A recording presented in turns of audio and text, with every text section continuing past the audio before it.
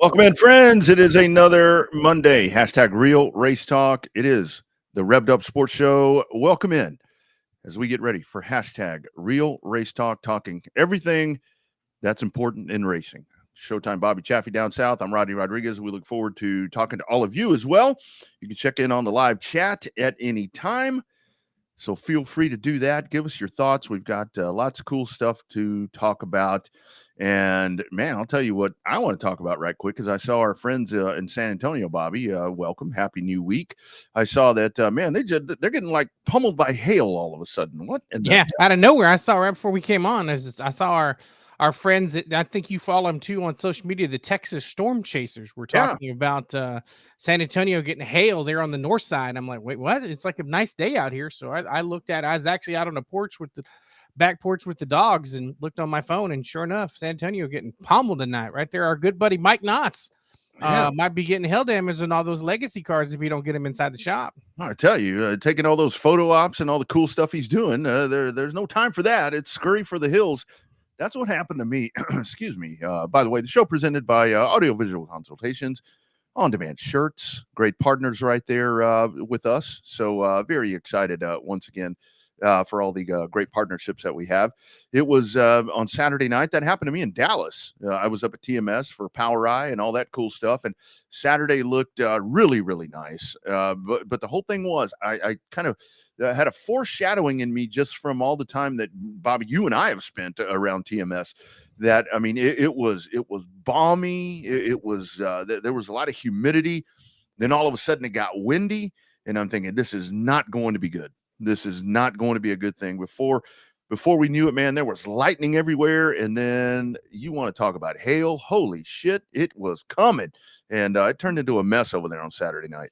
I've had my fair share of hail moments there at TMS. One time when I was announcing for the legend cars up there at the little TMS before we went to the dirt track, it definitely became a hell of a storm. Did you happen to notice, do they still turn over the Porta-Johns when it rains? Because I thought that was wind related, but somebody said that's a safety thing, that if there's hail or tornadoes, that the safety crew and or the grounds crew goes in and knocks over all the Porta-Johns so that nobody tries to hide in them in the event of a tornado. Oh my God. I think that would be the last place that I would hide if that happened. No, I don't know, man. Full disclosure, by the time that all that was happening, I was gone. I packed up your shit and headed to the truck. Headed over. I had the truck placed in a very strategic location to do what I was doing there. And by the time all of that started, I'm like, okay, for one thing, I'm like under the aluminum bleachers. So when I had an idea what was going to happen, I'm like, okay, I'm going to kind of make a run here and kind of get out of the way. And then when I saw lightning, because I think they finally stopped everything, they said the lightning was 8 miles away. I saw it when it was probably 8.5 miles away. And I'm like, I'm heading to the Taco Casa, and then I'm heading to the Holiday Inn Express, and I will be done for the night and watch March Madness. And that's exactly what I did. When the shit hit the fan, dude, I was kicked back, eating a super burrito, and having a nice cold Busch Light at that point. Well, that's interesting. You got back to your high school days. What is it? High school sixer. Is it 10 miles in high school, or what is it? 8? I can't remember what the mileage is for lightning. I think it's 8. I think that's what we do in high school, or I think they. it's 8, and it's Yeah, probably universal. I think NASCAR may be 10 miles though for like pro football and stuff. I think is a little bit bigger radius because they got a little bit bigger crowd. So yeah, and that's really a good idea. I mean, I know it kind of sucks for a lot of people because it kind of messes stuff up, and you think about 8 miles and all that, but man, that lightning is something where, and isn't that the funny thing?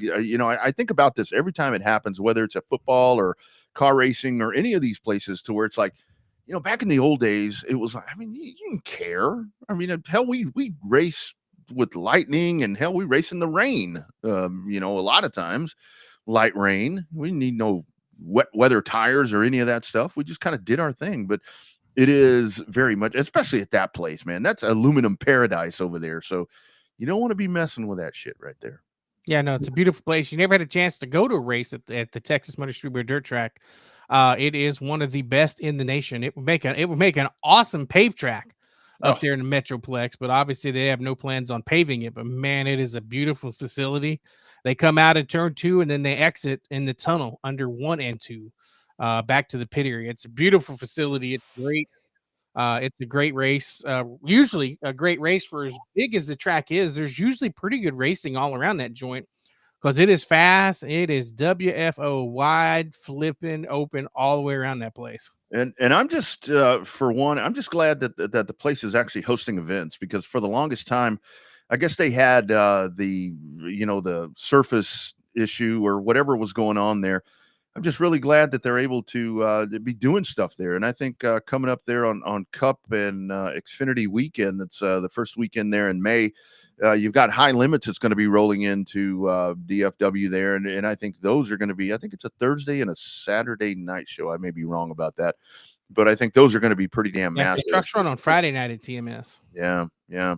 And I'll tell you, with Power Eye, I mean, on Saturday night when I was there, I mean, I think there were 29 of the 410s, and they were pretty stacked. They were pretty stacked. So it kind of sucked that they weren't able to get those in. But really, really good. It's a little deceiving when it comes to a place like that. I saw some folks talking about, there's nobody there. That's a lot of bleachers, man. It's a whole lot of bleachers up in that place. It holds 25,000 people. I believe it. I believe it. And I think on Saturday, it really sucks on Saturday because you had, I mean, right around the 50-yard line, that I like to call it, you had a lot of people that were kind of congregated in there. And I think they were ready, for a good show, but it just didn't work out. But of course, the safety is what matters. And that's what happens there. So it goes by the wayside. But again, there's that damn Dallas, that Fort Worth weather, man. It, just when it's supposed to be nice, because I was talking to the folks, running the show, and they were like, we were really concerned about Friday night, but we're good today. No, not quite. I was when I lived it there for about 3 years, man. That weather, it's unpredictable. Mm-hmm. Usually when it's supposed to get shitty, it does get shitty, and then when it's supposed to be nice, it eventually will get shitty. So that's where that phrase, if you don't like the weather in North Texas, just wait around for a few minutes and it'll change on you, and it usually does. I heard quite a fair share of real live tornado warning sirens when I lived up there, and they weren't just blaring because they were testing; they were blaring because there was a tornado coming, and we was about to go to the Wizard of Oz. Yeah, and that's honestly what I was waiting for on Saturday night, because I looked outside at one point when the rain first started, and it's like, okay, it's coming down, and you had the lightning and everything. Then I looked out again probably about 20 minutes later, and dude, there was like puddling water, and I mean, it was like running through the parking lot of the hotel. So it happens, and it happens really fast, apparently, like it's happening right now in San Antonio. So hopefully everybody there is going to be okay. On the show coming up 7:15, you got the 99 Nationals that are coming up this into the week, as a matter of fact, and our man old KR Kevin Rogers will join us. We'll go through all of that, and then you've got another big one that's happening at the world famous Heart of Texas Speedway on Friday night, the Baby Blue Harcrow Memorial. We've talked to Marcus Harcrow on this program before, kind of his brainchild right here. We'll talk to one of the competitors, the great Jason Bat, the acrobat, the Batman, will join us at right around 7:35. And we'll talk to him and get his thoughts on everything going there. When it comes to sprint cars, kind of staying on the sprint car topic, I think the topic of the weekend, and now the topic apparently now as we move forward, High Limit's supposed to race tomorrow at Vado. The wind is the not very popular person right now for sprint cars. That's right. They had to cancel the World Outlaw race there in Kansas. There on what was that? Friday or Saturday night, I think Saturday, it yeah. was. Yeah. And then they made the announcement today, a day early, that they were going to have to cancel the race at Vado, which I was looking forward to. Vado is a hell of a nice facility.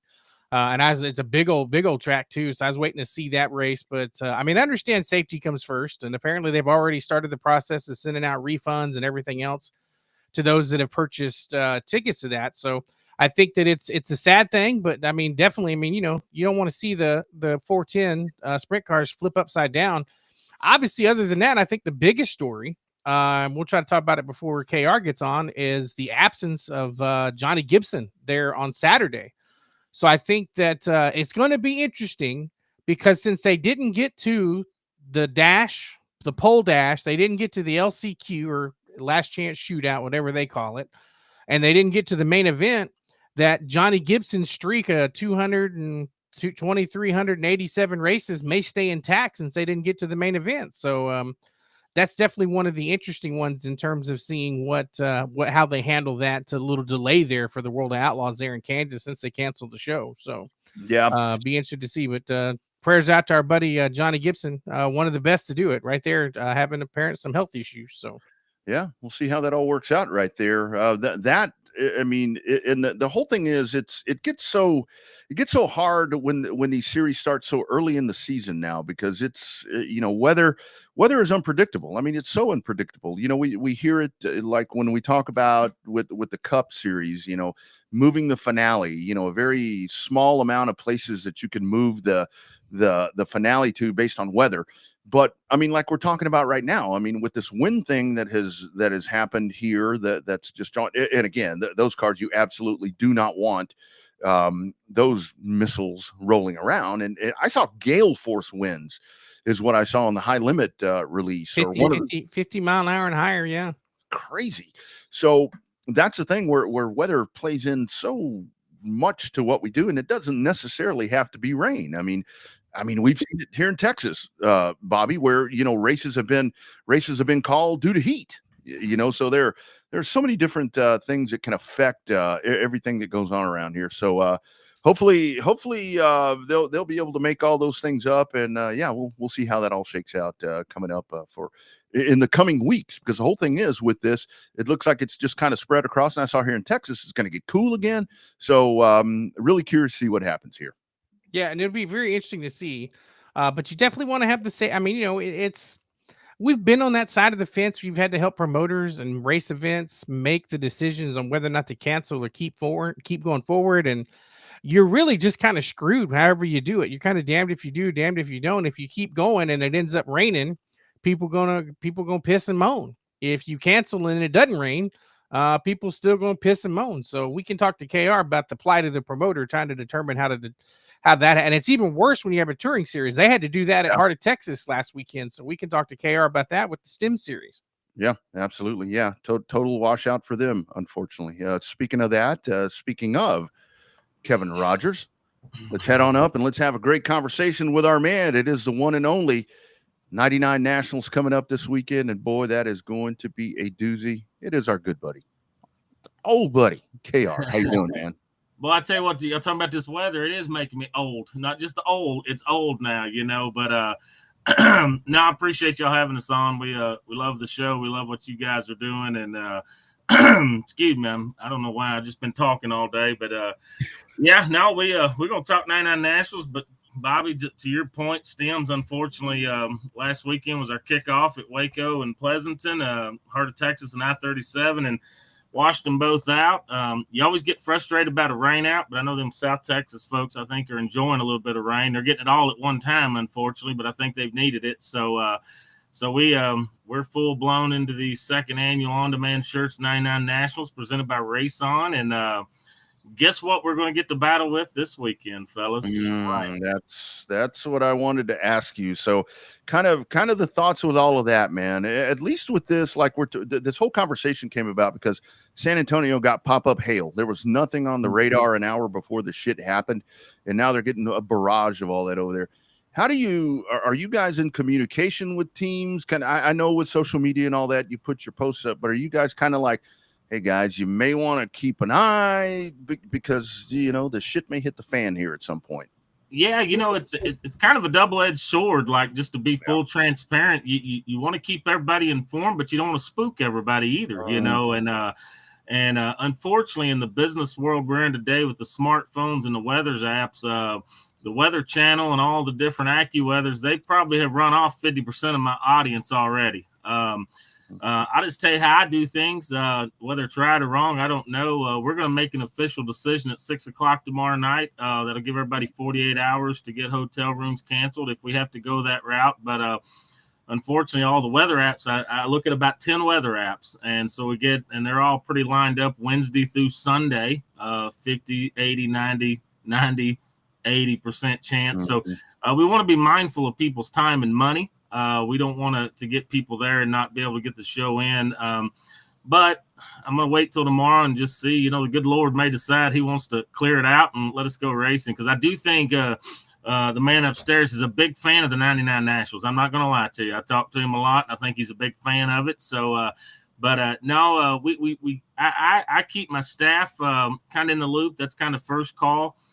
Usually my marketing partners are my second one. I like for them to hear it from me opposed to reading it. I think it's just a respect factor. And then obviously we try to keep the teams and the crews and the fans engaged as much as we can without spooking them. But there is a fine line of being transparent and doing all that. And then, like I say, not scaring everybody off. But so tomorrow night at 6:00, we're going to go live on the page. We've kind of got a couple of plans in place, and we'll see what happens. But we're gonna sleep on it tonight and see what it does tomorrow on the forecast. And unfortunately, it hasn't shifted around much in about 5 days. It's been pretty solid there. So, and I'll just let the cat out of the bag here. Number one question I've been asked is, if it does cancel, what's the reschedule?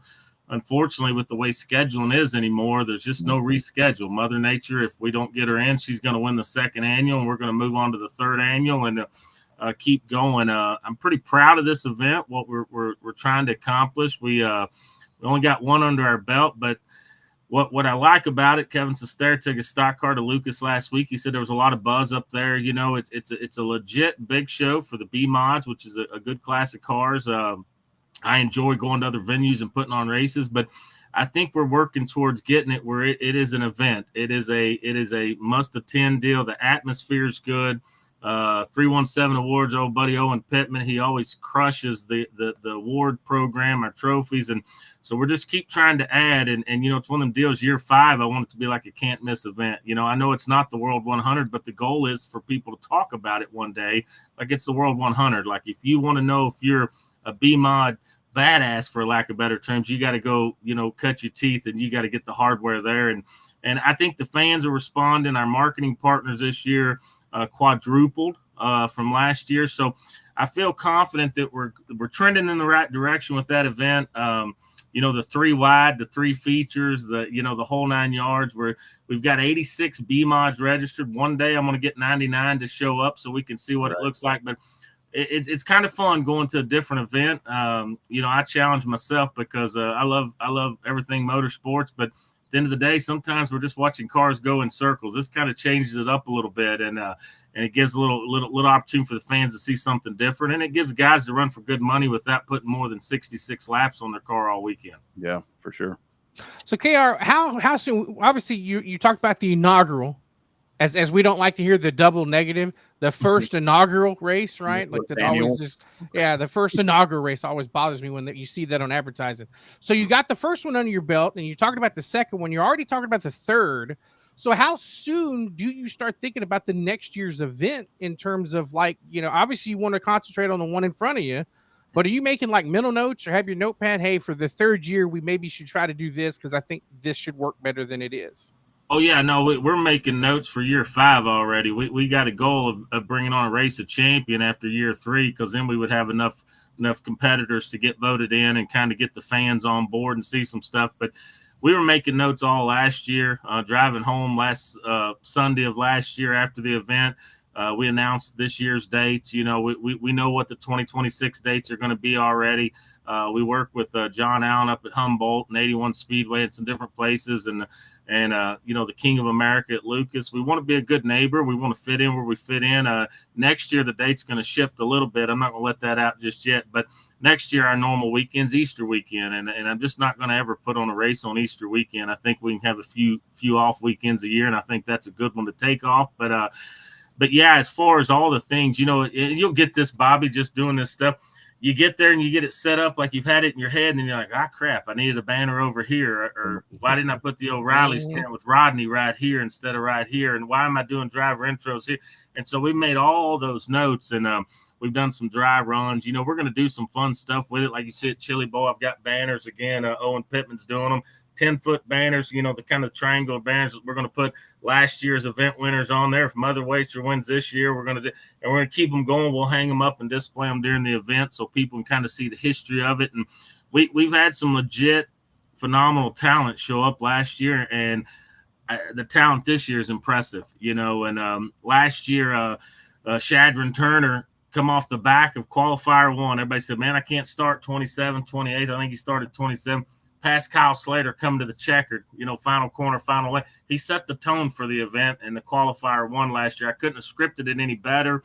Race On caught all that footage. They've done a ton of promo videos and stuff, because what I want to sell to people, this is not just a regular car race. You're coming for some legit family fun entertainment. You're coming to an event that's got atmosphere where we're not demanding so much of our drivers that they got time to walk in the stands and sign them T-shirts and autographs, because you can come to this race. You're going to run 33 laps on Friday and 33 Saturday if you're in a B mod, and everybody's going to start a feature. And so 66 laps. What we noticed last year, we were done at 10:15 Friday night. We had bonfires again. We had guys drinking beer, hanging out, because they nut and bolted their car. They already had their tires for tomorrow ready. They had their fuel ready. So they weren't killing themselves, you know. And to me, it was kind of what I call 1996 to 2005 atmosphere. We went to the races to enjoy our friends, and a good car race would break out. And that's what happened. And Scotty Allen, again, he, you know, we partnered up on that last year. He is so busy with his chassis company. He's kind of rolled back his role this year, but he's been a great consultant. I get to bounce a lot off of him. He is in the B-mod world way more than I am. So, man, we just have a lot of good people on board, and I know I'm talking too much, but I'm going to brag with Rodney here. You know, O'Reilly's, they raise their hand every year. They want to be a part of this, because they get the benefit of being in this grassroots market. They get the benefit of what we're trying to do, and they also give me feedback on what they like and didn't like, and I appreciate and respect that, because we have changed logos on Victory Lane and stuff because they had some ideas, and it made it better. It made our end product better. So there's nothing better to me than to partner with people that have a vested interest and want to see you succeed and want to see your program get better. And O'Reilly's, you know, come back this year, and couldn't be prouder to have them. And like I said, we got a ton of partners this year, and I think it's just a testament to what these drivers are doing on the racetrack, what Jake and Kelsey Davis are doing with the racetrack. And hopefully a little bit of it is what we're doing with trying to create a different type of format to give the fans just a little different perspective, because three wide, you know, last year we were 9 deep, we weren't 11 deep, but 27 cars dropping the hammer at one time was pretty entertaining, and the drivers did a hell of a job of keeping it nice and green, and we like that 3,000 win feature, the bronze, I think we went 31 laps before we had a caution, and it was a fantastic race, you know. So I talk too much, and Rodney knows this. That's why when we get on the phone, it's like, how far are you driving? 4 hours? Good. I got 5 to talk. So, but I love this stuff, man. I meet up with it, and if we don't get this one in, we'll be back at Rocket next week for the 4th annual Twin 20s, and then we'll take Easter off, and then we'll head to Texana Raceway Park, which will now be our STEM season opener, and I just love it. You know, you were talking High Limit. They're going to be at Texarkana on Wednesday, and then TMS Thursday. I've got an Elite 410 Sprint Car Show Friday, May the 2nd at Rocket. We're in talks with some of those guys. They got an off night. They need to buy some diesel for the truck. We're working towards a 10,000 win 1,000 to start show for them to try to maybe get a few of those travelers to come back with us from TMS. It's for anybody asking, it's an hour and 43 minutes, pit gate to pit gate. So we got a lot going on, but I wouldn't have it any other way, man. It's good stuff. That's what it's all about, dude. That is totally what it's all about. Along those lines right there, because I watched you in action there in Tulsa at the Chili Bowl. Kind of talk about, I mean, what you do so well. I mean, you do a lot of things really well. But I watched you there, and you were just going out and talking to people, talking about different races, whether it's the 99 Nationals, whether it's STEMs, whatever the case may be. You're just out there networking with people, and you're not, beating people up about, I mean, the money thing. Yeah, the money is super important, but you just kind of let that come to you. Kind of talk about your networking process, Kevin. I think it's so, I love when we say old KR. I watched you in action. You're just OKR. You're just going there bullshitting with people, making contacts and putting stuff together for the events that you guys put on during the season. I remember right after college, I worked in city government, parks and recreation for about 12 years. And the first guy I worked for, he told me, he said, you never want to be the best kept secret. He wanted our staff to promote our rec programs and our parks and all this. And I don't know why that ingrained in my head, but I take that same philosophy with these events and these races. I don't want to be the best kept secret in town. I want people to get tired of hearing about how good this is going to be. But, my philosophy is I've always looked at it, if you make eye contact, we're going to have a conversation. I love talking to people. That may be the only skill set I really have in life. But I like getting out and meeting people, putting a face to the name, because there's so many quality professionals when you go to like a Chili Bowl or the Dome or something. It's crazy to me how much racing I don't get to watch anymore, because I get talking to, Chili Bowl. I had about an hour and a half conversation with Shane Carson, like his absolute legends, done everything in the sport. Man, I was just picking his brain, and he was volunteering it up. Rodney went to y'all's booth. He introduced me to some new contacts with O'Reilly's that's been really well for me. But just so many manufacturers, the great folks at MRP are there every year, and I always get a chance to visit with them and make sure we're doing what we can for our race fans to make sure they're maximizing the app and our experiences. And so I just go in it organically, man. Just going to go talk to them. Try not to give them a sales pitch, but I am proud and excited about what we're building and what we're doing. And I'll never back down from talking to you about that, And so I've been pretty blessed. A lot of good people along the way have steered me in the right direction. I still have that Rolodex of people that I can call that have retired from the business. And I like hearing what worked in 1985, because maybe it don't all work today, but some of it will. We've been hanging, race flyers up in speed shops and at local parts stores and at the grocery stores around the racetrack. And I still think some of that old school stuff will work. I know a lot of people are Facebook and social media happy, but I'm getting to the age now where I still like to write checks too, at paying online. So it's some generational stuff, but kind of to answer your question, Rodney, it's just I like getting out and talking to people, and I think we're doing the work to put quality events together, and I just want people to know about them and have the opportunity to come and join us, whether it's a competitor, a race fan, a partner. Even we're getting calls from staff. We get announcers from across the country. They're starting to call like, hey, we like what you're doing. We'd like to be a part of that. And to me, that there's no greater compliment than when somebody in your similar industry wants to come be a part of what you're doing. And it makes us real proud. And it's a lot of people that nobody knows about helping drive these boats. But I get a lot of the praise. But let me tell you, I'm a small fraction of the success of any of this, because we built a good team around us. And I'm proud of what we're doing. And I'm excited about what's coming. Mm-hmm. So, Kay, I know you're here to talk about 99, but let's talk about stems for a minute. Obviously, like you said, not the beginning that you wanted there with the rain out there at 37 and hot. Next race, I'll be down there for you guys at Texana. Talk to James at the World Outlaw Weekend, trying to get some cars down there to promote that big race coming up on April the 26th. So, talk about stems for a minute. Yeah, no, stems, man. The South Texas IMCA Modified Series is going to be good. We've got a ton of drivers already signed up. But it was unfortunate we rained out last weekend, because we had about 9 guys coming out of that Central Arkansas area for the doubleheader.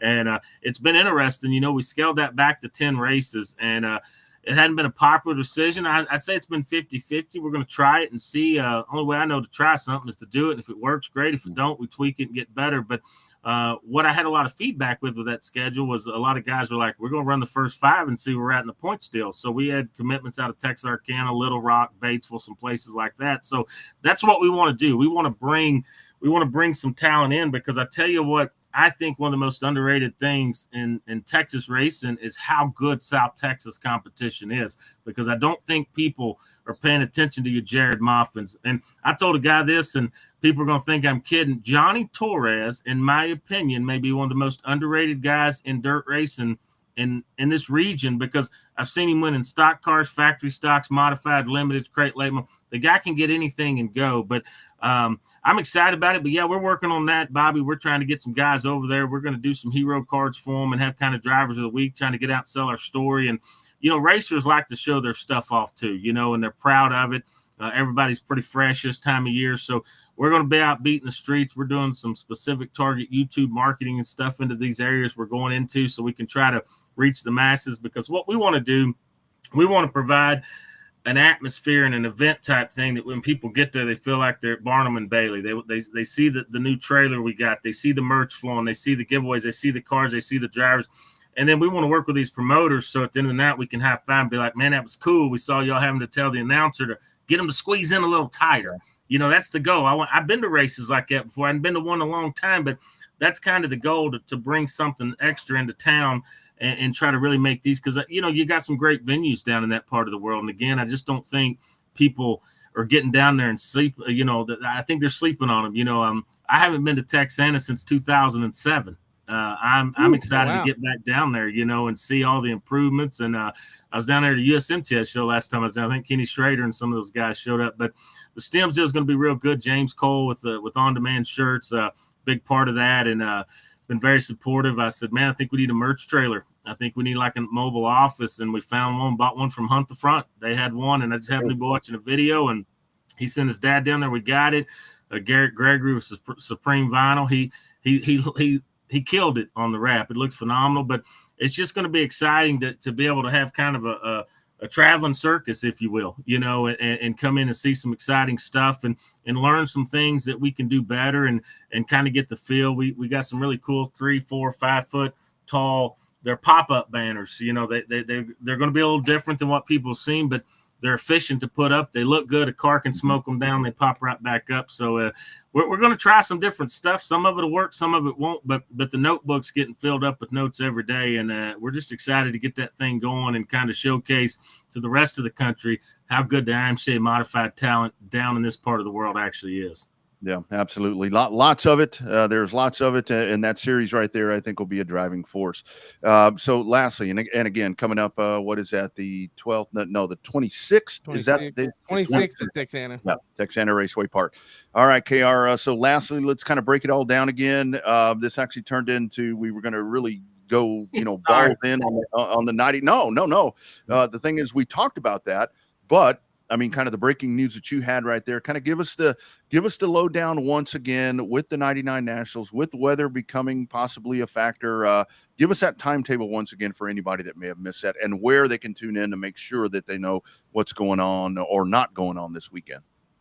Yeah, so 99 Nationals, Tri-State Speedway, Pecola, Oklahoma. Beautiful venue. If you've never been there, you got to go. It's a great place to watch a fantastic car race. But April 3rd will be Thursday night practice. Friday the 4th and Saturday the 5th, we'll run a couple of sport classes. It'll run 2 separate shows. But our B-mods will line up and go 33-lap qualifiers. And the way you finish is how you're going to move into the gold, silver, bronze, where it's 5, 3, and 2 to win. So it's a pretty exciting format. It's different. I tell people, I said, every car you pass means something, because it may put you in a new tax bracket. You know what I mean? So it's kind of cool. The easiest way to put it is that 2,000 win features a C feature anywhere else in the country, and it's going to pay 2,000 to win it. But unfortunately, we got some weather that ain't looking good. We're going to make a decision. I'm going to go Facebook Live for our 99 Nationals page tomorrow at 6 p.m. We will let everybody know what's going on. We'll be very transparent. I know people need to get out of hotel rooms if we got to go that route. So we'll do that. Got a lot of great merchandise from on-demand shirts. If we was to cancel, there is no rain date. We will be posting that stuff. We'll discount it. I don't want to, it's not a pity party, because it's not that, because anytime you schedule these races and they don't happen, you know, we're going to eat $10,000, $12,000 worth of stuff we can't get back with just marketing and merchandise and stuff. But more or less, I want to get this apparel on people's backs, because I want people to wear it. I want people to keep showing the product, because I'm telling you guys, in 3 years, when we get on this show, the week of 99 Nationals, the 5th annual, I think it's going to be a slobber knocker, and I think it's going to be one of those races that we're going to look back and be like, man, it was fun building, and now we're putting on races that people are vacationing around, and they want to make sure that they've got the live stream, and they want to be there in person, and because it's going to be I think it's going to get to be one of those races that you got to win it to put it on the resume to feel like you've really done something in the B-Mod world at some point, and that's kind of the goal. I don't say that arrogantly, and I don't say it because it's my event. I'm proud of what we're trying to do with just a different format, and that's a different level of entertainment for our customers, both in the front and the back gate, and our marketing partners. So, and speaking of which, any of these marketing partners, we've had them plastered all over our pages. Go look at them. If you can support them, I recommend you do that. They're doing a lot for motorsports that a lot of people don't understand. So we couldn't do a lot of what we do without the great support and the partners we have. And appreciate you guys. I do know what you're doing, though, Rodney. You're putting me on the 7:15 because you got somebody backed in behind me. We learned that after that time I went for like 4 hours on here. So well played. But I heard you got Jason back coming in behind me. He won't have a tough act to follow. And I'll just let people know Jason Batt's one of the best dudes in the business. So looking forward to listening. Thank y'all for being there. CaraPromotionsLLC.com. You can find everything there, all of our events, all of our tracks, all of our series.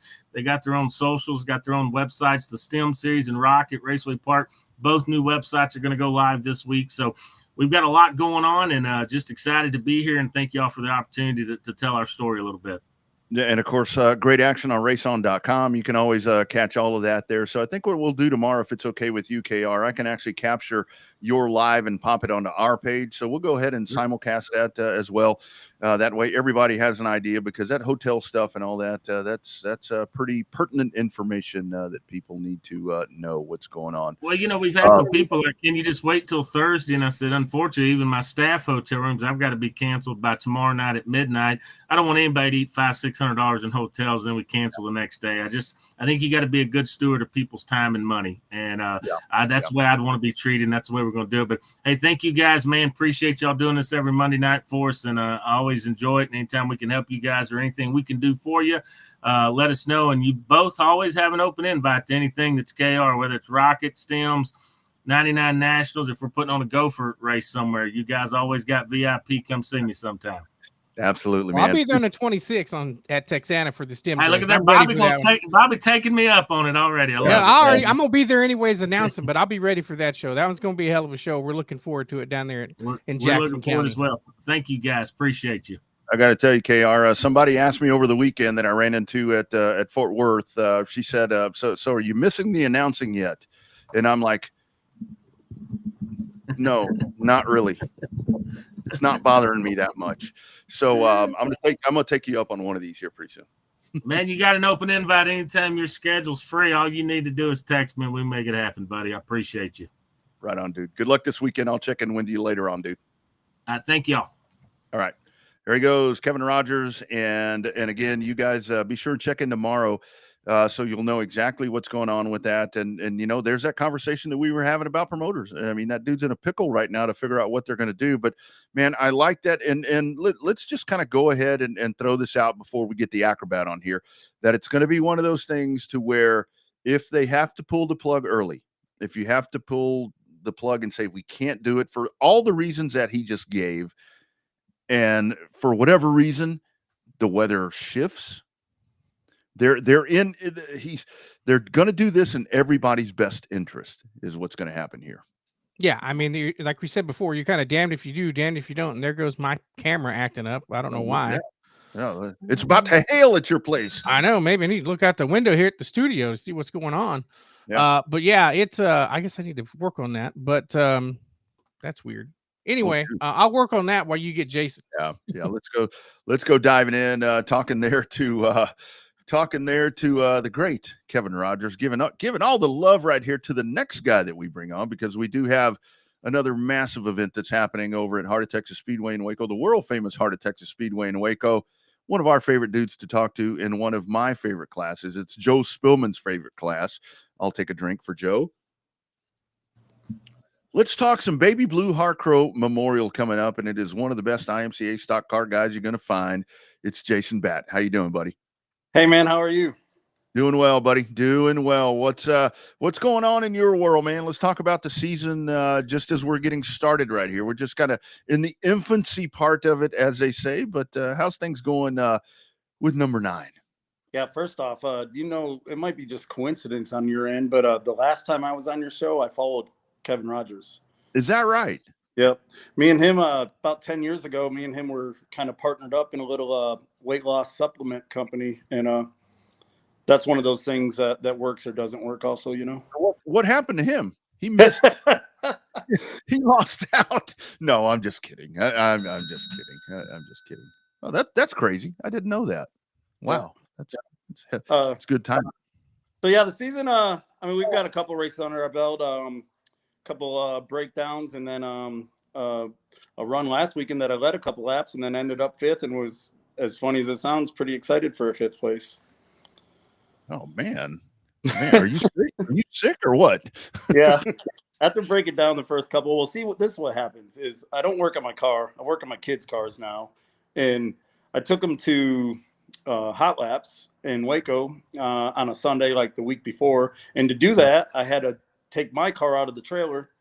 So when we took my car out of the trailer, I decided to work on it. So I go opening night with 3 days of work when I had the whole off season to work on my car, That's how we used to do it. Absolutely. Yeah. Absolutely. Oh, right when I think my camera's working, it starts flashing again. Hopefully y'all can still hear me. Yeah, you can probably kill your camera. Yeah, I'm working on. Let me grab the right mic here. Yeah. There we go. Now you can't. You just hear me, can't see me. Jason, talk about that change though. Like you run a lot of races and won some championships and used to run a lot. Now you're just kind of you're just kind of working on other priorities and all that. So how does that change your mindset getting your own car ready? So it's definitely different expectations. When I'm working on my car in the shop, I think I have all the focus on it, but I just don't work on it as much. I work on the girls. At the racetrack, it's even harder. I have 3 cars now that I field. If I take my car last year, I raced 7 times last year. So last year I really focused on them racing, and the big expectation deal is for 25 years now, almost 25 years, I've showed up to the racetrack wanting to win. And now I show up to the racetrack and tell my daughters, go have fun, so a lot different in the wording that I use. I never said go have fun to myself. I wanted to go win. Winning was fun, and so with them, it's a lot different. I definitely say go have fun. And as a father, that's the best, man. When they come off the track and they got these big old smiles, and you don't care how they finish at that point. It's so awesome. She just turned 12. My 12-year-old, she tells me all the time, this is so much fun. And she goes quite a bit slower than the rest, and it's so much fun. And I've noticed that when because I've seen her when she started, and it was always the excitement that she had. And that's where when you see that, it's like, okay, it kind of pulls you back in because that's what this is supposed to be. I mean, we all get so into this and we get so dedicated to what we're doing. And a lot of times, I mean, Jason, it gets to where I know when I was racing and we were really competitive, it was really cool to be competitive, but a lot of times it wasn't fun because it's too much work and it takes that fun out of it. Yeah. If you remember, if you even knew, I raced a modified for about 2 seasons, and I got out of that as quick as I could because there was nothing fun about that. Yeah. So, yeah. Absolutely. We still have you on audio, Bobby? Yeah, you got me. I'm trying to mess with the camera, but I'm still here. So, Jason, talk about the Baby Blue race coming up. I mean, it's we talked about the issues of not being prepared as much as you'd like to, but there's quite a bit of money on the line for you stock car guys coming up at Waco on Friday night. Talk about that race and how important it is in the grand scheme of things for you and your program. So for me, one of my favorite races for many reasons. Number one, Marcus being one of my better friends, the Baby Blue being his mother, I am the losingest driver of the Baby Blue Memorial. So, we've had some good. I thought about that after I reached out to you, that you were going to give me the middle finger and say, dude, no. We've had some good success there. Jeffrey's got two wins, and I was right on his heels on the first one, and then on the second one, he monster trucked me to get to the front. So, and then the one that G-Dub won, I don't really remember racing it, except for I can tell you that I was about half a lap behind him. And then I don't even know if I raced the one that Cody won, but one of my favorite races. Let me give you a story about Baby Blue. You ready for this? Yeah. Okay, so this is Marcus's mom, and Marcus and I are pitted next to each other all the time, right? So she would always come walking down, and she would say, you know, I really want my son to win. And then she'd give me this big old wink and put her arm around my shoulder, and she goes, but I wouldn't be so upset if you know. So I really think she had a thing for me. You know, the Elmont stud, that's Marcus's dad. He probably thought I was in the way there for a little bit, you know. That's fucking awesome. And then on that note, with the Baby Blue Memorial, you know, Marcus's dad passed away, I think 2 years ago now. So could incorporate that right in there with his mom, you know. Yeah. And with that event, I mean, there are so many events there at Heart of Texas. And I think that's the thing that makes Heart of Texas so special, is the fact that just not so much, I mean, because you get a lot of people that come there from outside of that general area to race, but there are so many events. I mean, this one being kind of at the top of the list, the Adam Check Memorial. I mean, all the different races that are paying homage to the great history right there. Kind of talk about that with this one is, and especially tailored to you guys, to the stock cars. It's pretty special. It's a very damn special event. Yeah, very special. And throughout the years, special. I mean, they had it at 5K to win one time, maybe two times. They had it at 5K to win. And, you know, I mean, he's, you know, like Marcus said in his live interview, obviously, if 40 cars showed up, he'd be happy to change the format of the event, you know. So, and then to think about the other memorials, you know, Gina Adamczyk for many years, promoter of Hot there, owner of Hot, you know, and then the one right before that this season, Jack Bagley. So this is something to think about is I've been doing this a long time. I'm 46 years old. I've been doing this since my early 20s, and Jack Bagley had to have been before my time. I don't know who he is, and to still be doing a memorial race, let's say 30 years later, pretty great, you know. And actually that one became a feature class for the stock cars too, because the modifieds weren't there. So pretty big deal. And now getting older, you're gonna know the people that the memorials are for, like Baby Blue, you know. So Jace, go ahead, Jace. Sorry, no, go ahead. Go ahead. Well, go ahead, Bobby. So talk about that. Is it any added pressure, or is it cool to know that you're racing at a track that has that much history at it? Like winning at Heart of Texas in any class is a pretty big damn deal on a Friday night, because those people are loyal and they show up every week, and there's usually a lot of good money in the line. Talk about that. Is it added pressure, or is it just become a normal racing event for you since you've done it for so long?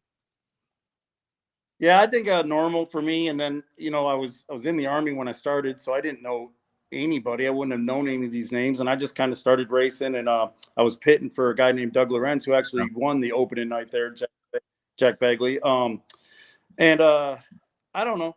For me, I don't really feel the added pressure. Now, each event maybe, you know, and it's tailored more for the sprint cars. But the Bill White, you know, I knew Paul, Keith, Karen, Bill very well. You know, this one with Baby Blue. You know, knew her very well. I think she actually raced before my time, or I don't remember her racing, but definitely every week doing the Star Spangled Banner, you just knew it. You knew that was her on the mic. And, you know, being Marcus's mom, I got to really know his mom and dad. So definitely the event will put some pressure on you. You know, obviously this is one I want to win, and I haven't won. Or, I mean, I was close that one year with Dustin, ended up second on the coming off 4. I tried for the lead, and my boy Jeffrey, he shoved me in the wall, or that's the way I'm going to say it. And Dustin got second and I got third, you know? Yeah, absolutely. So Jason, kind of talking about there, how you've had to kind of tailor yourself back just a little bit with the stuff, you know, with the kiddos, with Daphne, with all of that.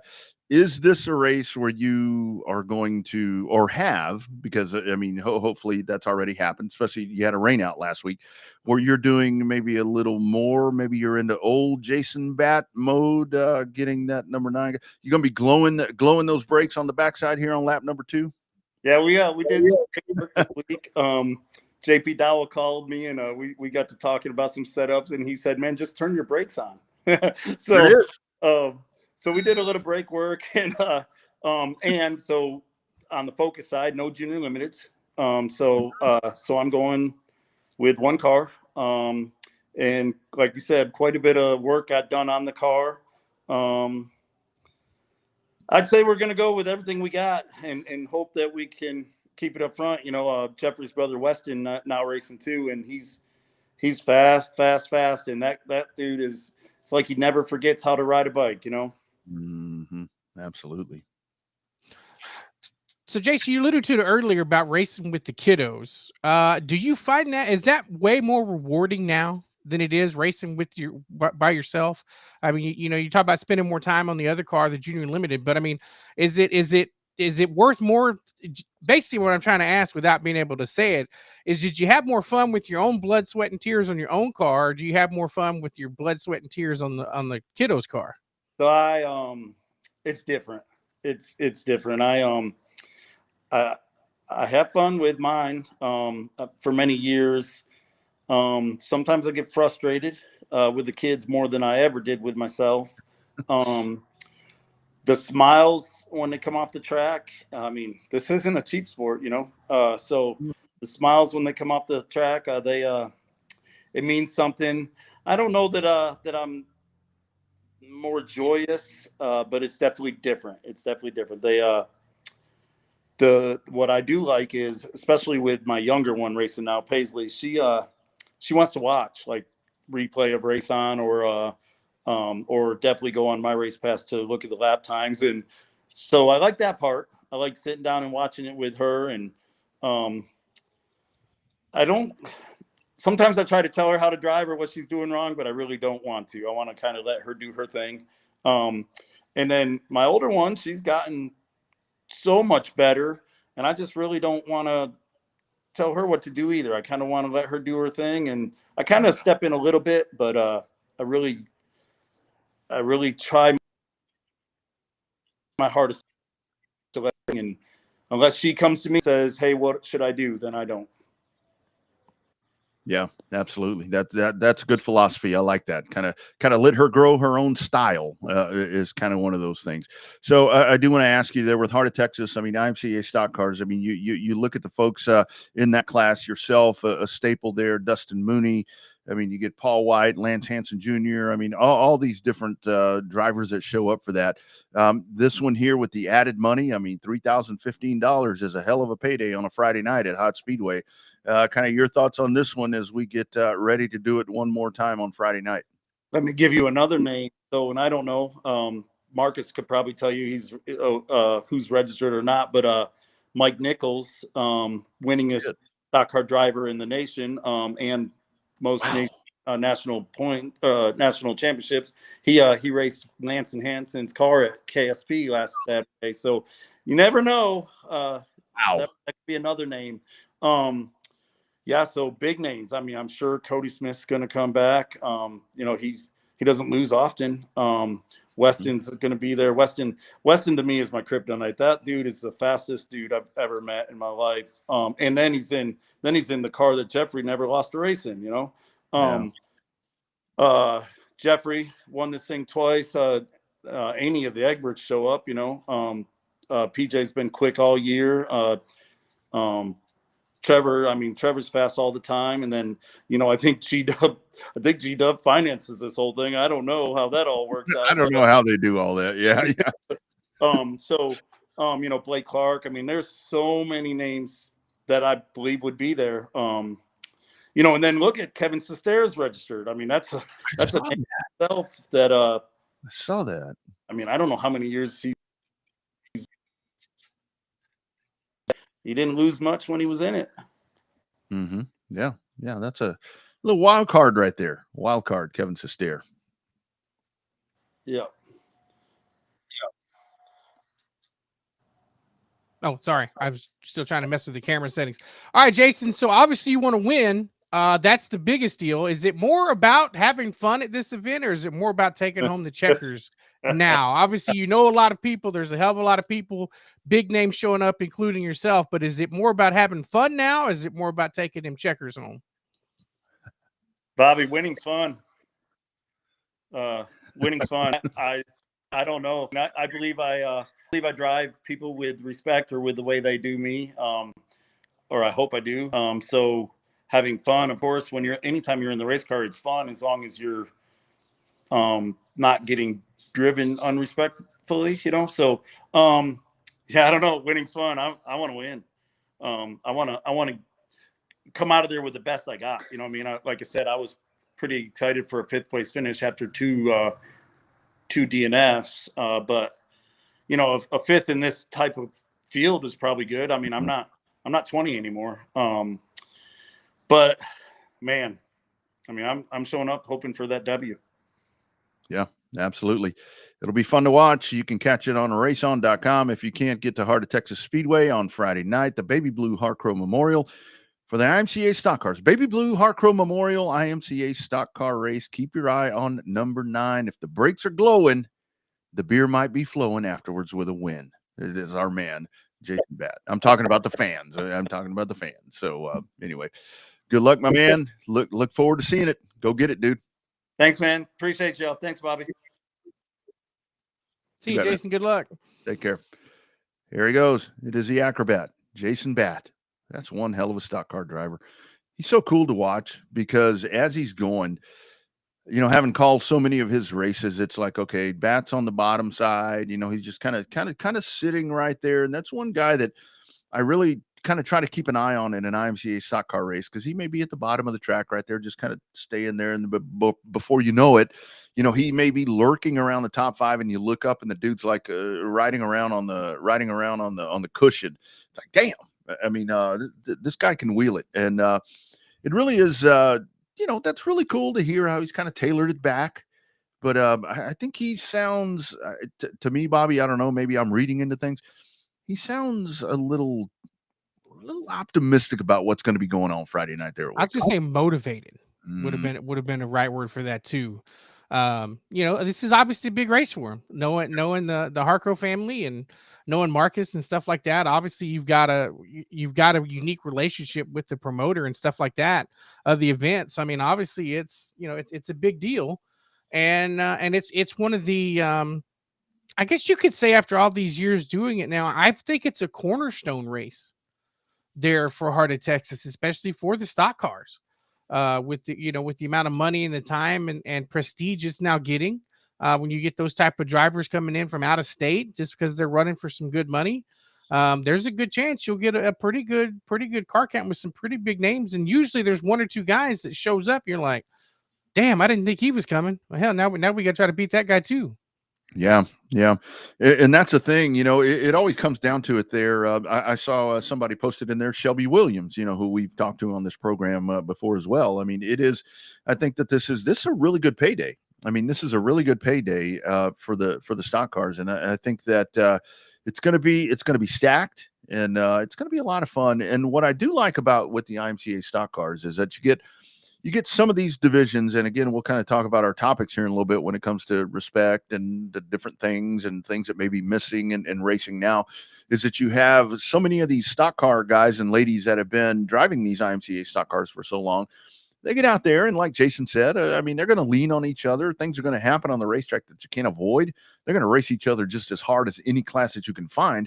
But for the most part, you don't have, I mean, at least here, you don't have a lot of that senseless shit that goes on because that amount of respect that they have for each other because they've raced together that long. I think that's part of it too. It depends on where you go, depends on the class, where you see it. I mean, a lot of the guys that's been racing together for as long as some of the stock car guys have, and it's not necessarily just at Heart of Texas. They race together at Kennedale. They race together over at Boot Hill and Rocket and in other up into Oklahoma for some of the bigger races, right? When they do the IMCA tours and different things in the wintertime and in the summertime. So these guys and gals know each other's tendencies. They know what they're looking for. They know how they race and stuff like that. So when you get a camaraderie built in like that, I think that adds an extra layer to the onion that can end up making it a good atmosphere to be a part of, right? We've seen guys and gals decide to get out of race classes because they tear too much stuff up on a weekly basis. So like, look, I can either move into this class that costs more money to compete, but I'm saving money because I'm not having to rebuild my shit every week. So I think that becomes a unique challenge in any class that you're racing. So the ability to be able to race together and have that respect for one another, and that ability to know that you're going to get raced pretty much how you race, that's just an extra lift that you need to have as a race car driver. And speaking of that, I mean, kind of moving forward, and a big thanks, Kevin Rogers, again. You guys be sure to check into the 99, and it's 99 Nationals Facebook page as well for the official announcement tomorrow. Being very proactive with weather. Going to be a factor there in North Texas. Like I said, I was there over the weekend, and they were already talking yesterday that coming towards the end of the weekend, they were going to have some sketchy stuff going on from DFW up all the way in Oklahoma. They're going to make a decision tomorrow, just for the. And it will not be an April Fool's joke either. Yeah, that's right. That's right. So it's for the safety of competitors and fans and all that. And so that'll be going on tomorrow. We'll try to simulcast it right here on the Revved Up page, and maybe even try to get it over to the Racing America feeds and all the different places where the show is at. So that's tomorrow. And of course, the like we just talked about, the Baby Blue Harcrow Memorial Stock Car Race happening at Heart of Texas Speedway. Is Jason Batt joining us there, as he will be a perennial contender in that one. And it is the race that seems to always get away from the Acrobat. We'll see if he can break that curse on Friday night at Heart of Texas Speedway.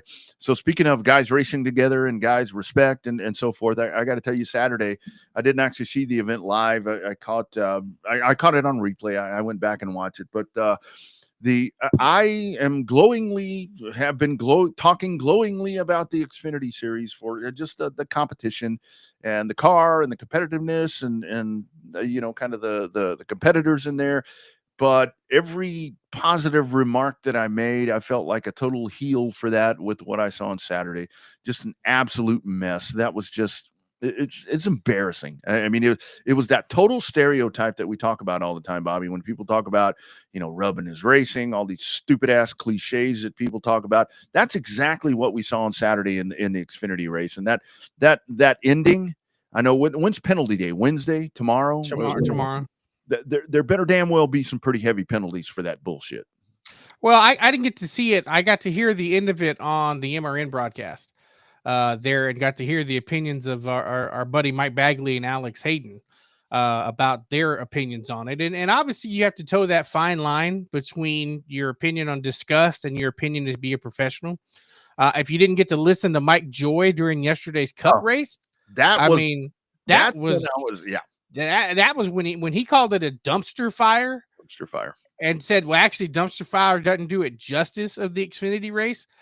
The problem is that it was a somewhat decent race. I think the ending kind of ruined it. We saw guys rough each other up a little bit yesterday in the Cup race, but not to the extent of just going and it's not so much that you went in and wiped somebody out. That's fine. That's how kids race today. But it's the way that he owned up to it and said, I don't give a damn if I get disrespected or not. He'd have done the same thing to me. That's why I did it to him. That's the wrong attitude to take about the whole thing. I'll be interested to see if Dale Jr. sits down with Sammy Smith and comes up with a better way to handle it after that, because it's one thing to boot him out of the way. It's the other way to come up with the response he did once he gets asked about it. Yeah. Here are the comments of Sammy Smith, some of them after the race on Saturday. Oh, no. He said he wants to go at it. We can go at it if he wants, but I think, at the end of the day, it's probably going to be a lot more going forward, and that's okay with me. Why is it okay? I think he just, I think he's got I don't know. I just think he has no respect for me, and we've raced hard and had issues in the past, and I just think, I thought he would have done the same thing to me, move me if I was in the lead, and that's what you have to do. If you don't do that, you're going to be the one getting run over, and I know everyone's going to be mad and upset at me and say I'm a dirty driver, but I don't care because everybody does it. And if I was just going to accept and finish second today, then that just wasn't going to set well with me. Well, there's the problem. That's really the whole thing. And like we've said so many times, that's the way you race now. And we can sit here and say when it comes to, super late model racing or Xfinity racing in this case, or whatever it is, that's the way we race all too often. And that's what gets a little frustrating, because a lot of people don't care about these races, don't care about these national series or whatever, but everything reciprocates down. I mean, remember when Kyle Busch was really kind of getting into that rowdy stage where he was doing whatever? That's when we really started seeing a lot of the aggression on short tracks and using bumpers. And it really is, the key word is a lack of respect. I mean, there really is none. And I can tailor this back to the early 2000s to where people just didn't give a damn. And that's unfortunate. That's unfortunate, because on the short track side, a lot of people are doing this out of pocket, and it gets really, really hard. But I don't know where you draw the line. This commissioner thing that we saw today that we can talk about, I don't think that's going to fix anything, but it just comes down to Saturday was just out of control. The lack of policing anything, it seemed like. I don't remember who said it, but it was one of the racers that said it. It was quoted with it. I saw it on Instagram, and said that this is what happens when a couple of years ago, they were talking about the truck series being out of control. And then they said, this is what happens when the truck series kids move up to Xfinity. You come up with the same problem, and nothing has changed. So I think the difference is, you start doing that stuff in the Xfinity series, some of them veterans are going to come and talk to you. Yeah. The veterans in the truck series are somewhat limited. There's 2 or 3, and they try to keep their nose clean out of that. You get into the Xfinity series, you start messing around with Dale Jr. stuff and some of these other big time owners that are over there in the Xfinity series, that they're going to get a talking to. I'm very interested to see what happens when NASCAR, if they come up and do anything. And the other part too, if you're going to wipe somebody out for the win, you better win the damn thing. Don't finish like 3rd or 4th like he did. Well, and these guys, I mean, the other part about it is, I mean, I'm not going to sit here when people say, let's settle it, let's fight, whatever. I mean, I don't think necessarily that's the answer either, not at the racetrack. But you go back and you find some of the footage right there with these guys that were going ready to fight. And I mean, it seems like both of them were trying to be held back and hide behind the biggest guy they could find, sitting there talking shit back and forth. And it's like, but oh, here's a big guy. Let me go talk shit behind him. So I mean, all of that, I mean, if they're going to go at it, as he said, I mean, whatever. But when it comes to on the Xfinity side, because it is, I mean, you get the talent that kind of moves themselves down. By the way, Texas women headed to the Final Four, big win over TCU, good stuff. But it's like, I mean, Justin Allgaier is kind of the guy now. When you look at it, it's kind of the grandpa, over all the ducklings, because the defending champion is the longest tenured in there. That kind of is that guy. And here's his thoughts after that race, just kind of on everything that happened there towards the end of that race.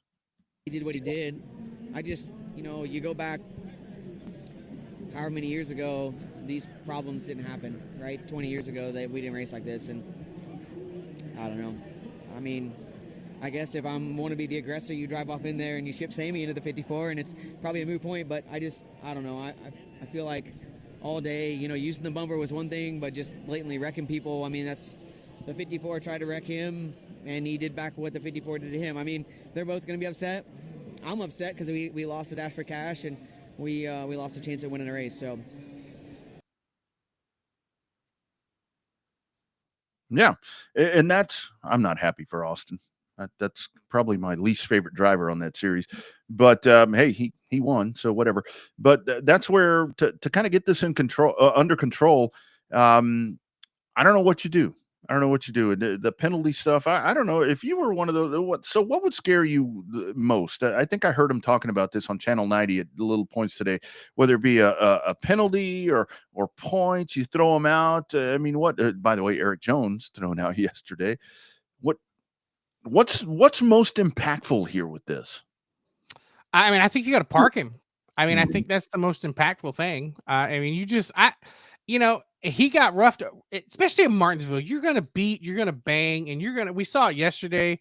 You're going to move a guy a little bit, but there's just moving a guy, for 15th or whatever, 20th, and you just happen to get in there a little too hot. We saw it between Ty Gibbs and the 45 car yesterday, Tyler Reddick. We saw it a lot. Another shit talker right there. Yeah, we saw it a lot, but this goes down to the Austin Dillon thing there at Richmond. If you go in two or three cars deeper than you should to wipe somebody out, the precedent has been set that you're probably going to get parked. Mm-hmm. And that's the line that's been crossed. The bump and run, the rattler's cage, that's all good. And that's all classic. But to go in two or three cars too deep and just clean somebody out, that's not a good look. And that's not what NASCAR is looking for, to the extent that Elton Sawyer said something in the drivers' meeting for the Cup race. And the thing is, just as a competitor, as a race car driver, you should know better than that. I mean, it's really hard to say that when you're behind the wheel and you've got that helmet on and everything's happening. I mean, emotions and the want to and all of that, but you just know when you're gaining 3 car lengths, when everybody is stabbing the brake and you're just driving into a corner just balls to the wall. I mean, that's just it.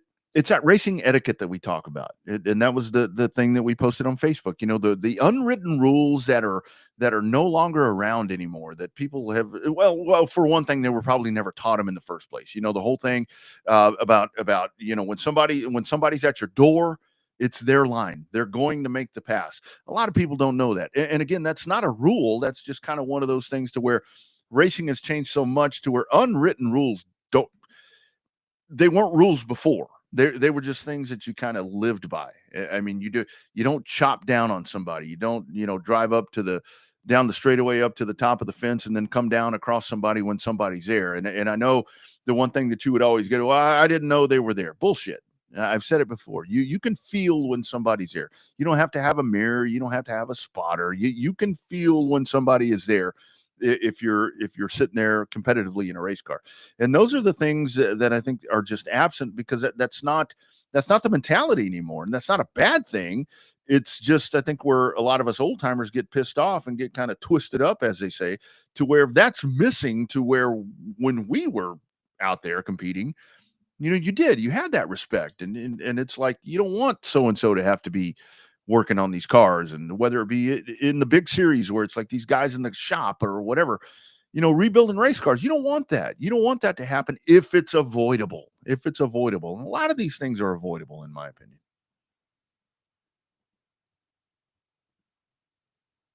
There we go. Having hell of a time with my computer tonight. That's for damn sure. Is it directly correlated to potentially the notion that it's the younger drivers with the unlimited checkbooks that are always seeming to have the problems, whether it be in the Xfinity series, truck series, or even to super late model racing? To me, there's kind of an unwritten scorecard that says if you go back and track this, it's the kids, usually younger drivers, lesser experienced drivers, that have this issue trying to wipe somebody out when they're known to have a rather large checkbook to purchase said rides. Well, I mean, I think that's a lot of it. I mean, the responsibility part, falls back on the car owner. I mean, the pay to play and the buy a ride and all that. I mean, that's a big part of it. I mean, these guys, they don't know the extent of, I mean, they may pop in, when you hear a lot of these guys where it's like, yeah, we've been in the shop. I mean, what is that guy or girl? What are they doing? They're there at the shop. They're probably sitting there doing a selfie. They're probably doing a tic tac or something like that. I mean, they are not sitting there actively working on a chassis. They're not sitting there dropping an engine. They're not sitting there working on drivetrain. They probably don't know how to do any of that. No, they have no idea. They I think the biggest one, when they say, well, yeah, we've been in the shop. Yeah, they show up at the shop to go get on the simulator is what they show up to do. And I think that's where, but again, we can't change that, because the whole dynamic of the money portion has just eliminated that. And that's a good thing. It sucks for the lower funded teams. And this would be a totally different conversation that I would, or a totally different thought process that I would have on this. If you get into a race, let's say that race the other day was, I don't know, let's pick an Xfinity driver. Let's say our man David Starr, and the point system has changed this a lot. Let's say David Starr was the car that was trailing, and David Starr runs through Taylor Gray, Sammy Smith, Justin Allgaier, you name it, whoever it is. Let's say he does that and he goes on and wins that race. Not that it's more right because it's David Starr, but this is David Starr's chance to get into the playoffs. Then I would be a little more, okay, I can see it. But these guys are going to get in the playoffs. It's just the respect thing is just not there. And you can't fix that. I mean, those are the things that you can't teach. Sitting him down is probably going to be hopefully the alternative. I mean, but does that fix anything? Well, I don't know. I don't know. I mean, that wasn't Have At It Boys. No. That was that. There's a Have At It Boys is a little bit of bumping and banging, a little bit of donuts, stuff like that. You know, a little bit of rattle your cage, depending on your version of Have At It. But that was not Have At It Boys. That went above and beyond that moniker that they used for so long. That's just, I mean, that's when you're having a conversation with another dude and you're sitting there talking and you're disagreeing and it's getting a little feisty and you just kick them in the balls. That's what that is. I mean, it's a very low blow. I mean, it sucks. I mean, it sucks, but I mean, and the sad part is we just said it a while ago. We heard it in that conversation there, or in that interview with the Allgaier. It's the way we race. And we can sit and say on the Cup Series and like I said, with the super late models and all that, that's the way we race. But I mean, this is the way we race. I mean, everywhere. You know, it's I don't know. So today's conversation, you know, we'll have penalty day coming up on Wednesday with, you know, NASCAR with Steve, who is it? Phelps. Now the commissioner. I think the timing, you know, here comes this, but everything that I've heard with the commissioner thing, he's going to be in charge of, you know, working on TV contracts and doing all these different things. Kind of your thoughts on this? What the hell is this? I don't think it changes much of anything. I think it just changes the title. Yeah. I mean, I think it makes it easier for Ben Kennedy to become a executive vice president now, if anything, of Great Grandpa's company, right? I mean, they've been grooming him for a long time, and he gets it.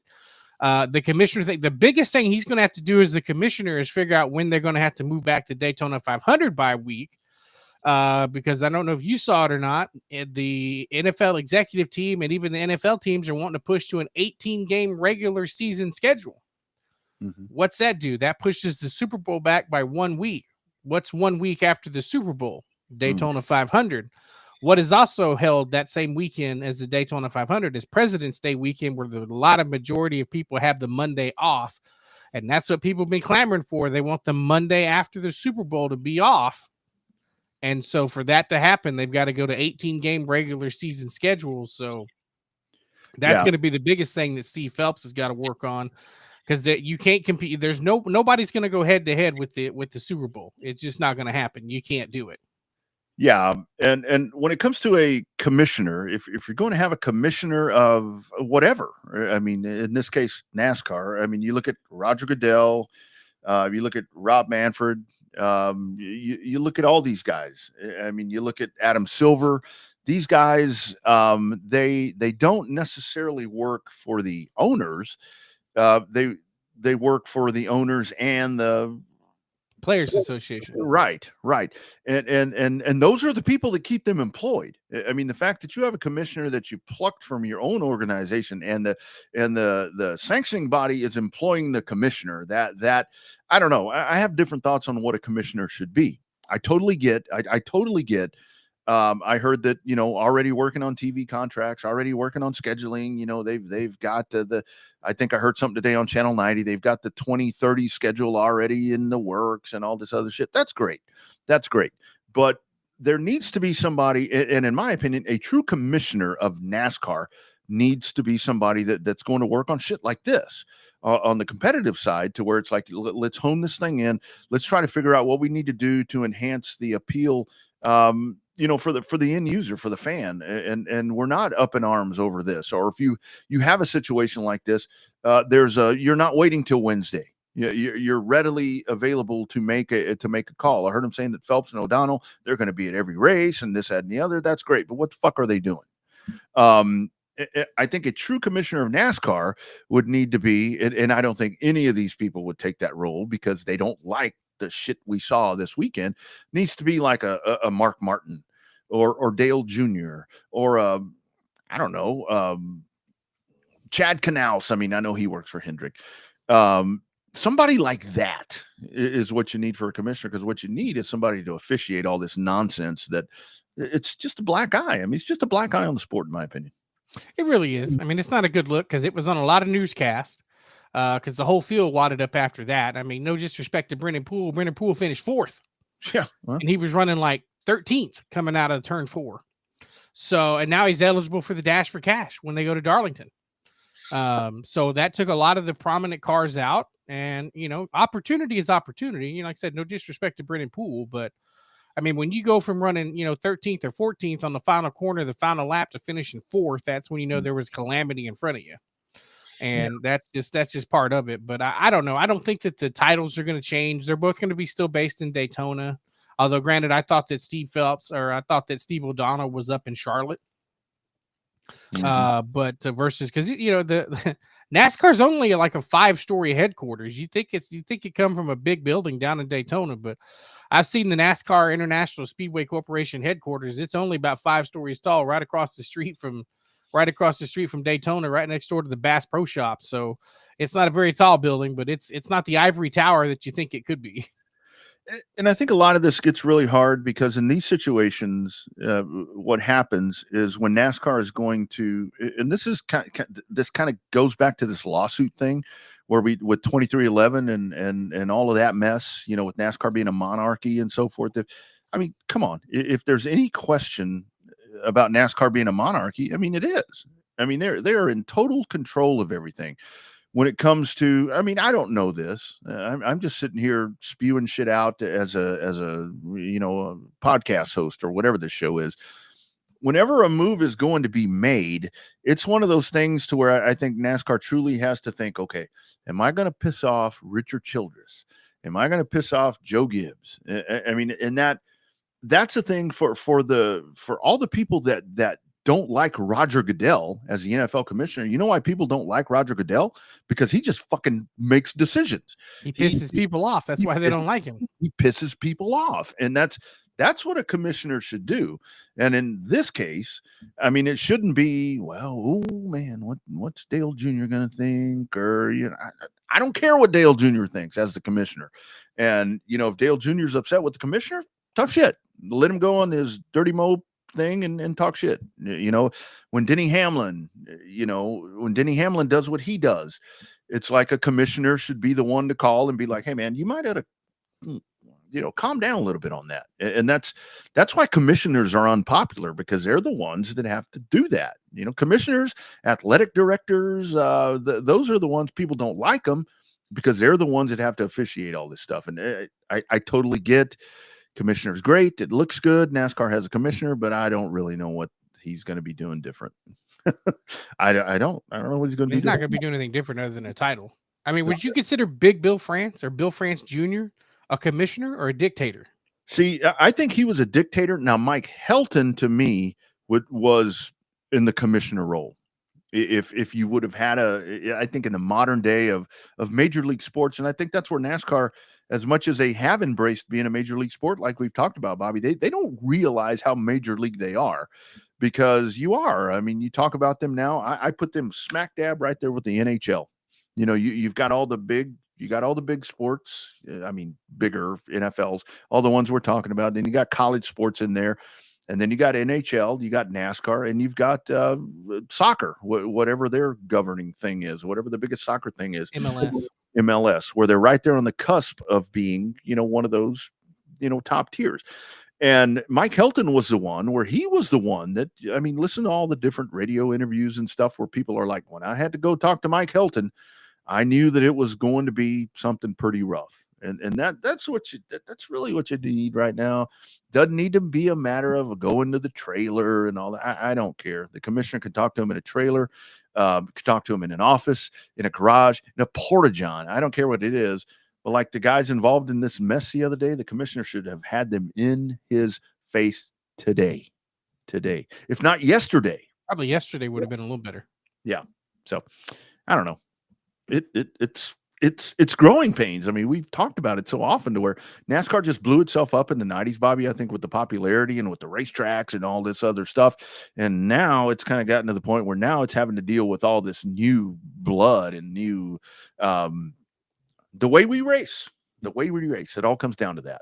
I mean, NASCAR's on a wave. I think had COVID not happened, it was a blessing and a curse for NASCAR, because all the publicity NASCAR got in February of 2020, when we all thought that the 6-car Ryan Newman thought he was going to be dead from that crash at Daytona. That was on every morning show.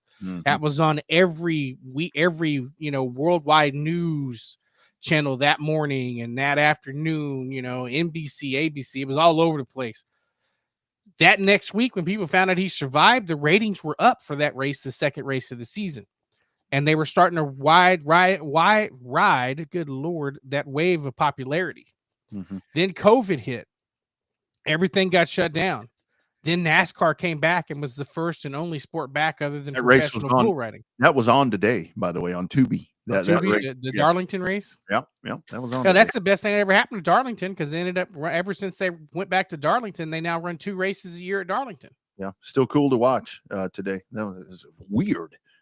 It's like nobody there. Anyway, sorry. It's like when they ran the 600 with nobody there. They ran the Brickyard for 100 with nobody there. Yeah. Yep.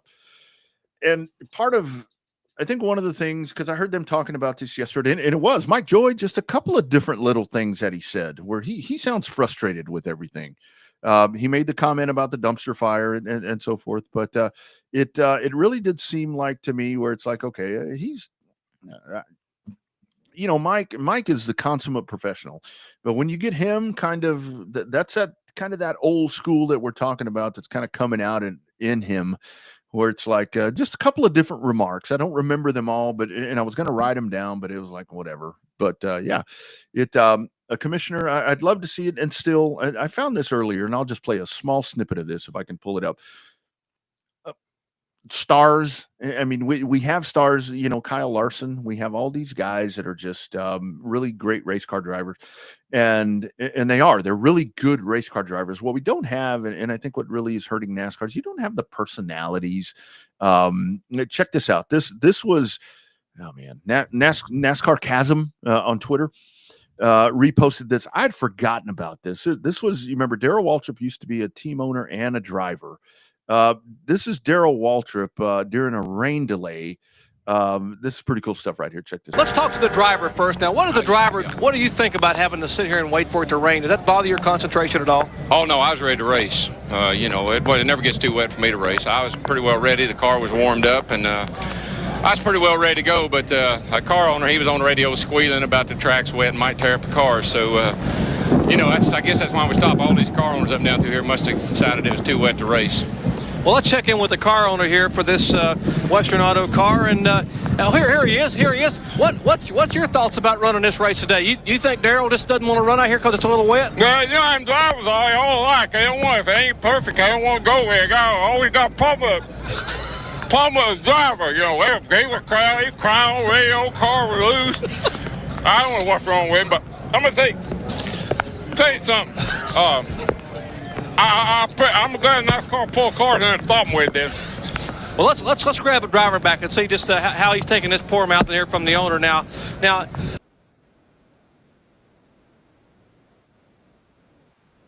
See that right there? I mean, that's entertainment. That's entertainment right there when you had guys like that. You mean, are you still a fan of the grid walk? I don't know, man. I'm so torn on that to where Michael is just a little, I don't know, kind of over that. It's kind of run its course. You know what I mean? It's kind of run its course a little bit, in my opinion. There's mixed reactions on pit road when he does it. So every now and then it kind of hits a home run, but I don't know. And that's where the coverage, and I think for the folks that go to Fox's coverage or lack thereof it or whatever it may be, Fox is more zany, to where NBC and all the other folks, they're more hardcore. NBC's definitely pretty hardcore, where they're more about the racing stuff than the entertainment part. But that's Fox. I mean, Fox is going to be a little more that's kind of what they've always done, and they haven't really altered that very much. And the fact that Mike Joy talked about the battle between IndyCar and NHRA about the fastest cars on the planet. Yeah. After the Cup race was over, I was watching the NHRA stuff, and lo and behold, right in the middle of NHRA coverage, here comes a Fox IndyCar commercial talk about the fastest cars on the planet. Right smack ass in the middle of NHRA coverage. I'm like, oh boy, that's going to piss some people off. Yeah, that's where a lot of times it gets to me, where kind of to the monarchy thing. It's like, I totally get that, to where you're getting paid to do stuff and so forth. But it's like, and this is where I go back to, man, let's spread this out a little bit. I mean, last week they were head to head, weren't they? IndyCar and NASCAR were head to head, if I'm not mistaken. And NASCAR dominated. Yeah, as they will. I mean, they're going to dominate. So I don't know, man. It's a very different time. I mean, I think that's the whole gist of this conversation, to when it comes to driving, when it comes to the entertainment value, when it comes to TV and a production. TV's a production. I mean, we've both seen it. We've both seen it, even on the local side or the regional side, to where it's very much production, because it's all about the vibe that you want to be sending out, and to get people to jump on and buy subscriptions or get TV numbers, whatever the case is. And that's where I think that NASCAR, with the move, with the commissioner thing, I really hope that they go in there. I mean, I just didn't today when I heard about the commissioner thing and they were kind of explaining the role. I'm like, that's not really what me as a tried and true sports fan, because that's what I am. I'm a tried and true sports fan. I watch so much shit. It's like a commissioner to me is not somebody that, yes, that's part of the thing, is working on 20, 30 schedules and working on new venues and all that. But you need to have the kind of the vision right now, because your product is maybe not the best right now. You need to fix it now, and then at the same time be on the forefront of what's coming up. Well, I mean, we all know they're going to Montreal in 2026. They just got to figure out where they're going to put it. Yeah. So I don't know. I can see a race in Montreal. We'll see how this race in Mexico City does. I don't see them I don't want them to go to Brazil. I don't want them to go back to Japan. They need to just stick to North America, because that's the thing. And then we're going to see just how it shakes out. I mean, obviously Daytona is always a backup for anything. The Daytona road course, if they can't go to Mexico City, I think they're going to go, because they're going to make everyone. I would love to see the convoy of NASCAR trucks going down the interstate, or what the equivalent of an interstate highway is down there going to Mexico City, because you will have some firepower going with them to keep them. They will have to be all in one great big group, or at least groups of caravans, not by team, but I mean by groups of like 10 trucks at a time. Mm-hmm. Yep. Going down there, just so they can all stay together with the protection they're going to need going down to Mexico, because that's something that, I mean, that's not the publicity that Mexico or NASCAR needs, if something bad happens down there on the way to the track. Yeah, that's for sure.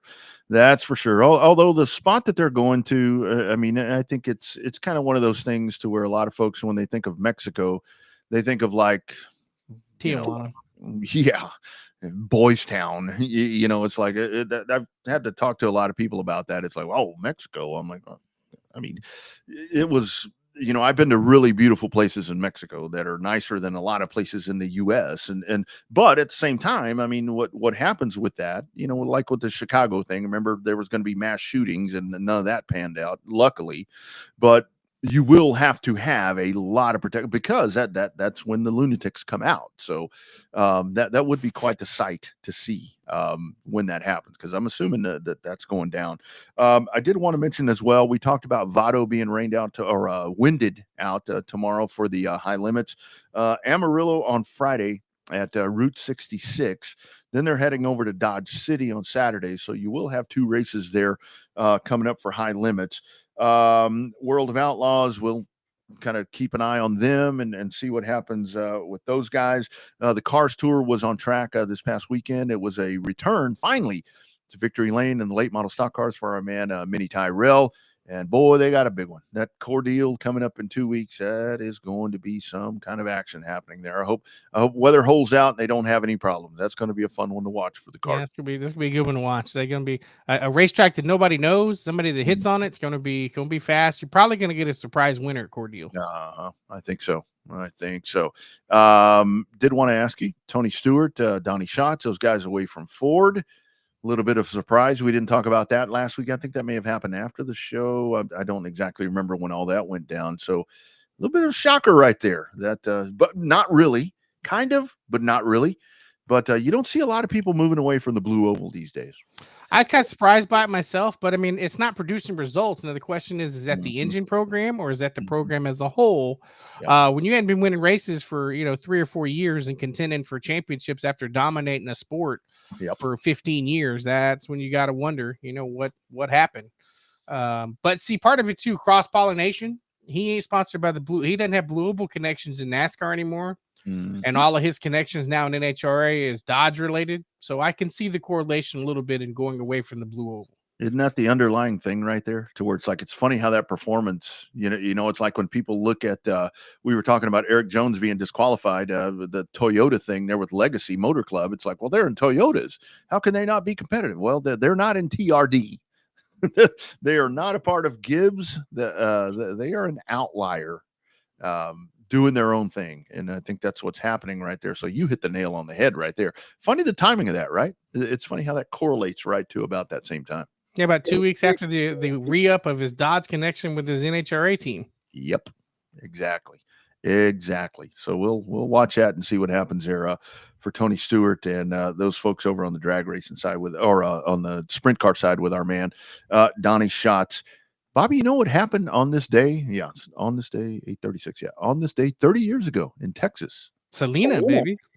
Selena. Have you stayed in that exact hotel room at the Days Inn in Corpus? I've stayed right next to it, but I've never got to be in like room 4.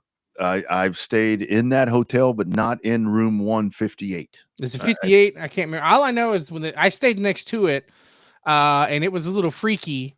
And then I remember one night, remember Slick Yeomans O'Connor, Alan Yates was in that hotel room one night. He's like, come on out. I want to see you. Come on out. I want to see you. Talking about the ghost banging on the wall. So yeah. That and her killer didn't make parole either. No. Well, I mean, probably better for her that she doesn't. I mean, because you know how it works around here. If she got out, she'd be dead in a day.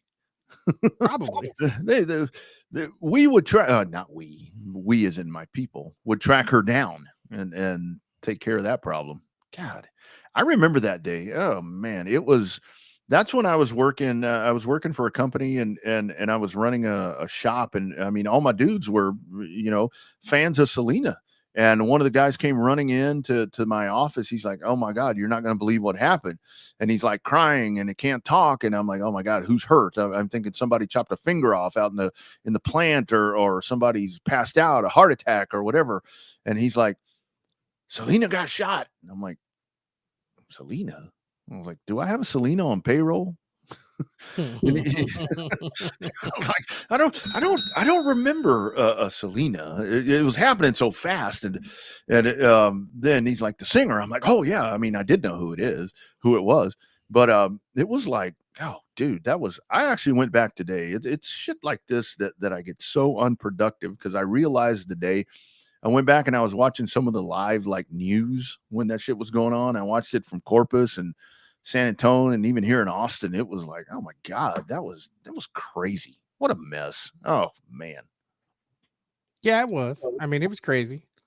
I mean, tomorrow's 31 years since Kawicki passed away tomorrow. That's right. As you see the Kawicki sign in the back of my man cave studio here. That's right. And that's another one right there. Holy smoke.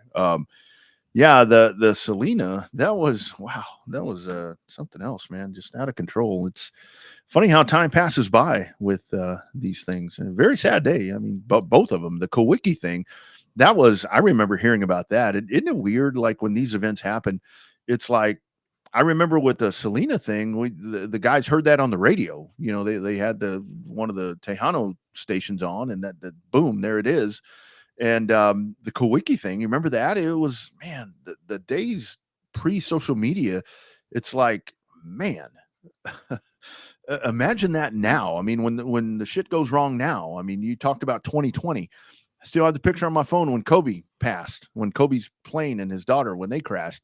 It's like, holy smoke. It's such a different time back then. Yeah, it's pretty crazy. Social media is a good thing, but come tomorrow afternoon, it may not be a bad thing too. I guarantee you, somebody can get on there and bitch at KR about a decision he makes, good and or bad.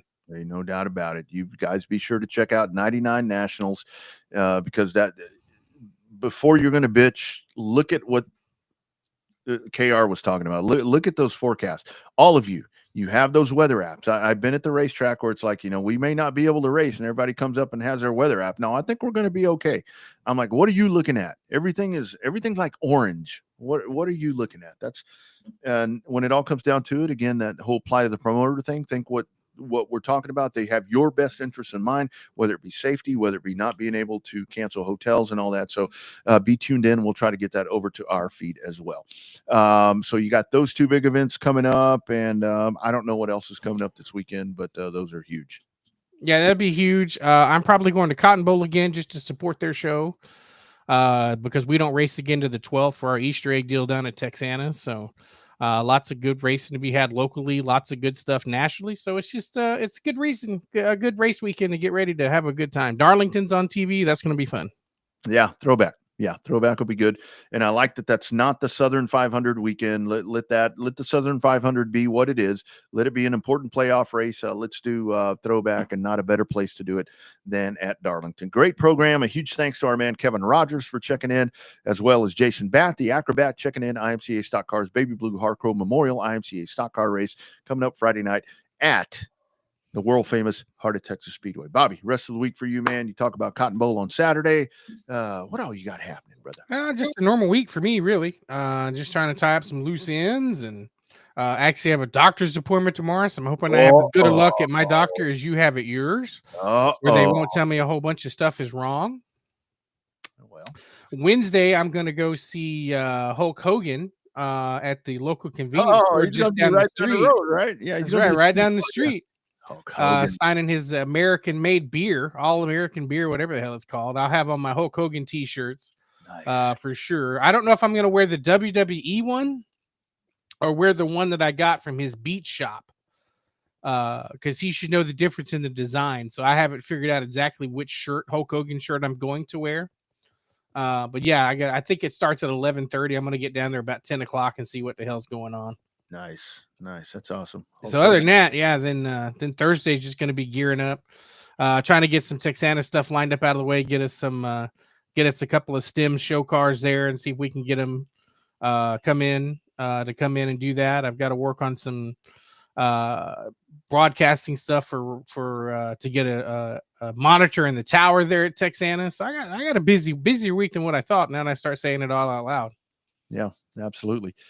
You guys, if you are going to happen to be in the San Antonio area, I will actually be out doing some work for the job over at CarFest, which is over there in the area of Joe Harry and your mama's Freeman Coliseum over there. A huge car show that's going to be going on Friday through Sunday. So if you happen to be out that way and you're not going to be at the Final Four, timing. Whew. Not the best time to have a car show because you got the Final Four in San Antonio. San Antonio is going to be a busy place.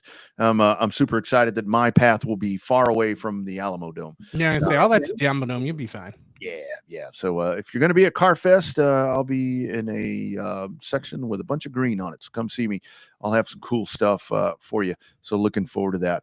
Thank you all for being a part of the program. Thanks to our guests for joining in. Thank you to everyone that checked in. You can catch all of the rebroadcast and such on the socials, whether it be Twitter, Facebook, the Instagram, also on RevvedUpSportsShow.com. That is a hub to go and catch all the good stuff. Bobby, hope you have a great rest of the week, my man. Be safe out there, dude. Keep your head up and your chin up, and watch for all the locos out there because there's lots of them. There are lots of crazy people out. I try to avoid them, but it never fails. So we'll see. Yeah.